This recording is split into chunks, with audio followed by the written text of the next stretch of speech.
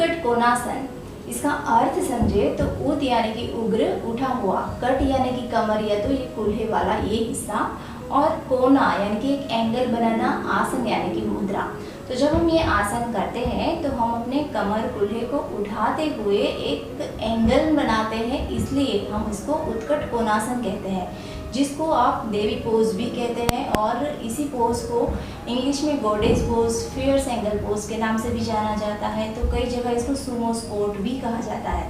तो ऐसे इस आसन के कई सारे नाम हैं, लेकिन ये आसन जो है वो महिलाओं के लिए सबसे ज़्यादा फायदेमंद आसन है। और ख़ास तौर पे जो लेडीज़ प्रेगनेंसी रखने में प्रॉब्लम हो रही है, या तो जो प्रेग्नेंट है और डिलीवरी आसानी से करना चाहते हैं, उन सब के लिए ये आसन बहुत ही फायदेमंद है। और पीरियड्स और प्रेगनेंसी से रिलेटेड जो भी समस्या होती है उन सभी को ये आसन दूर करता है। और इसके अलावा ये हमारे घुटनों की मजबूती को बनाता है, क्योंकि यहाँ पैर के सभी मसल्स जो हैं वो स्ट्रॉन्ग बनते हैं, और इस वजह से घुटनों के ऊपर ज़्यादा वजन नहीं आता है और घुटनों की मजबूती लंबे समय तक बनी रहती है। तो ऐसे इस आसन के और भी कई फायदे हैं। तो ये आसन जब भी आप करना चाहते हैं तो योग की सभी सूचनाओं को ध्यान से पढ़ें, और ख़ासतौर पे जो लेडीज़ प्रेग्नेंट है और ये आसन का अभ्यास करना चाहती है तो डॉक्टर की सलाह ज़रूर ले, उसके बाद ही इसका अभ्यास करें। और अगर आपको नी पेन पहले से ही है तब आपको ये आसन नहीं करना है।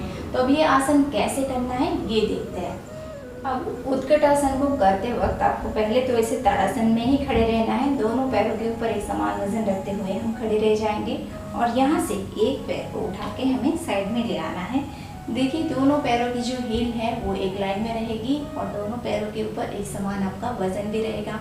अब पैरों की जो उंगलियां हैं उसको हम बाहर की ओर निकालेंगे, जैसे कि 45 डिग्री जितना आपको पूरी उंगलियों को बाहर की ओर निकालना है। अब देखिए सांस को भरेंगे, और सांस को आप रोक के भी रख सकते हैं, या तो एक बार आप पोज में आ जाए तो वहाँ पर आप नॉर्मल ब्रीथिंग भी कर सकते हैं। इस बात को ध्यान में रखें। अब घुटनों से पैरों को मोड़ना है, लेकिन देखिए ये पैर अपने ऐसे टेढ़े नहीं होने चाहिए। आपको थाइस को बाहर की ओर खींचते हुए बाहर की ओर अपने घुटनों को ऐसे नीचे की ओर ले जाना है। यहाँ पर आपकी नी है, एंकल है, उसको एक लाइन में रखना है, और जो नी है वो पैरों की उंगलियों से ज़्यादा आगे नहीं होना चाहिए, उसी के लाइन में रहेगा, उतना आपको नीचे बैठना है। अब आप नीचे कितना बैठेंगे वो आपकी फ्लेक्सिबिलिटी के ऊपर डिपेंड है। अगर आपकी ये फ्लेक्सिबिलिटी अच्छी है तो आप और भी ज़्यादा अच्छे से नीचे बैठ पाएंगे, अदरवाइज आप इतना भी बैठिए, ये भी अच्छा है। अब हाथों की जो पोजीशन है उसको आप ऐसे नमस्कार मुद्रा में रख सकते हैं, या ऐसे ऊपर की ओर भी रख सकते हैं, या तो ऐसे साइड में भी रख सकते हैं, और घुटनों के ऊपर भी रख सकते हैं। लेकिन यहाँ हमारा जो अपर बॉडी है, चेस्ट है, उसको ओपन रखना है, और पूरा ही स्पाइन आपका सीधा होना चाहिए। आपकी स्पाइन में कर्व बिल्कुल नहीं होना चाहिए। एक बार साइड से देखते हैं। देखिए हमें ऐसे अपने स्पाइन को पीछे की ओर रखते हुए ऐसे नीचे नहीं झुकना है। इसको हम ऐसे न्यूट्रल रखेंगे और पैरों को खोलेंगे, और हाथों को नमस्कार मुद्रा में रखते हुए अपनी क्षमता के अनुसार यहाँ रुकिए, और फिर सांस छोड़ते हुए ऊपर आ जाए। तो इसी पोज को आप दीवार के सहारे भी कर सकते हैं। शुरुआत में हो सकता है कि ऐसे आप नहीं कर पाते हैं, तो दीवार के सपोर्ट से हम करके देखते हैं इसको। जब आप इस आसन का अभ्यास वॉल के सपोर्ट से करना चाहते हैं तो वॉल और आपकी बॉडी के बीच में कम से कम आधे फुट जितना डिस्टेंस रखिए, जिससे आपका जो हिप्स का पोर्शन है और आपकी जो स्पाइन है वो पूरी तरीके से वॉल से लग सके। और फिर दोनों पैरों को हम यहाँ साथ में ताड़ासन में रखते हुए खड़े हो जाएंगे। एक पैर को पीछे की ओर ले जाए, साइड में ले जाए, पैरों की उंगलियों को 45 डिग्री जितना खोल लीजिए। हिप की पोर्शन को आपको वॉल के साथ लगा लेना है, और फिर घुटनों से ऐसे मोड़ते हुए पूरी थाइस को ऐसे ओपन करते हुए धीरे धीरे से नीचे की ओर बैठे। फिर अपनी जो स्पाइन है उसको भी आप वॉल के साथ लगा दीजिए।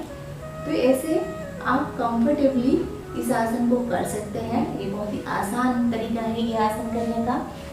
तो यहाँ पर आप अपनी क्षमता के अनुसार रुकिए, और शुरुआत में वॉल के सपोर्ट से ही कीजिए, उसके बाद ही धीरे धीरे से वॉल का सपोर्ट छोड़ते जाना है, और बिना सपोर्ट से भी इस आसन को आप आराम से कर सकते हैं। इस आसन से थाइस के जो मसल्स है उसमें भी बहुत ही अच्छा स्ट्रेचिंग आता है और ये स्ट्रॉन्ग भी बनते हैं, इसीलिए इस आसन को हिप ओपनिंग आसन भी कहा जाता है। ये आसन पाचन के जो भी हमारे इंटरनल ऑर्गन है उसको भी मजबूती देता है, डाइजेशन से रिलेटेड जो समस्या होती है उसको दूर करता है, रिस्पायरेटरी सिस्टम, कार्डियोवास्कुलर सिस्टम के ऊपर भी इसका बहुत ही अच्छा इफेक्ट आता है।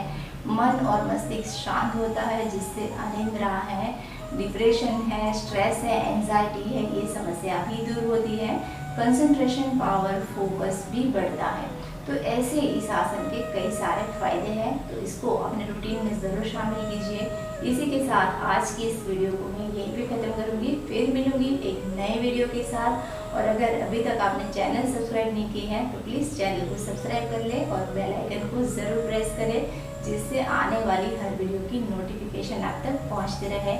और वीडियो पे अंत तक बने रहने के लिए आपका बहुत बहुत शुक्रिया।